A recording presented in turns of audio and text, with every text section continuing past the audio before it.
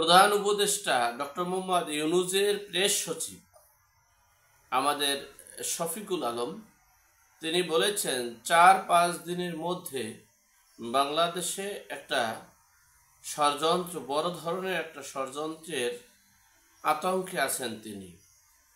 অপরদিকে এই জুলাই আন্দোলনের যোদ্ধারা শাহবাগে কেন আসছেন সেই প্রশ্নের জবাবে শাহবাগীরা বলছেন,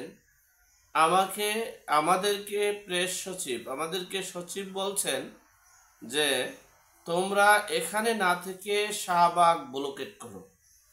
শাহবাগ ব্লকেট করার নির্দেশ দিয়েছে, ইতিমধ্যেই আমরা ভিডিওতে দেখতে পেরেছি। অর্থাৎ এই সরকার, এই শাহবাগীদের এই সরকার জুলাই যোদ্ধাদের দিয়ে দেশে একটা বড় ধরনের বিশৃঙ্খলা সৃষ্টি করবে আগামী ৫-৬ দিনের ভিতরে, সেরকমেরই একটা আভাস আমরা পাচ্ছি।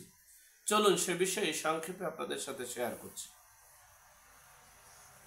দেখেন, সরকারের অর্থ ব্যয় করে আমাদের এই এনসিপি নেতারা পদযাত্রা শুরু করেছে, রাজনৈতিক কর্মকাণ্ড করতেছে এবং আমাদের এই দেশের সর্ব সেক্টরে একটা বিশৃঙ্খলা এবং অরাজকতার সৃষ্টি করছে। ইতিমধ্যে আমরা জানতে পারছি, সবসময় প্রেস সচিব বলছে নির্দিষ্ট সময়ের মধ্যেই জুলাই সনদ ঘোষণা করা হবে।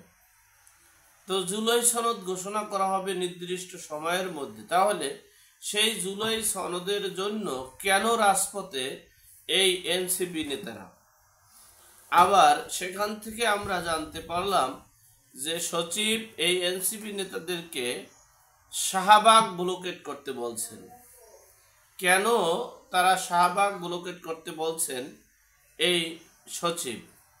সুতরাং এখানে অবশ্যই একটা